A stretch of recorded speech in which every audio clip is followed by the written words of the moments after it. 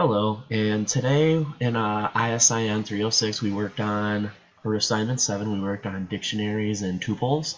And so for this assignment we had to have classes from ISIN and ISIS, and we had to list them uh, according to course numbers in order. And so for this assignment, when you run it, it will actually start right here.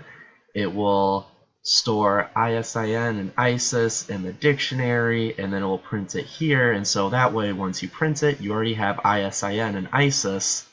And then from there, the next steps, you have 312, 305, 300, 371, 200, 288, and it will be ran through the defining function right here. And so what happens next is what happens is 312, 305, and 300 first are stored in the course dictionary right here, and then through here it is listed in numerical order, so it'll go 300, 305, 312.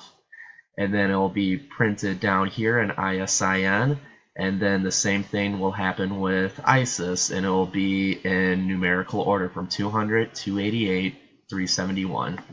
And so when you go to run the program, there you have it. And it is ran in numerical order just like that.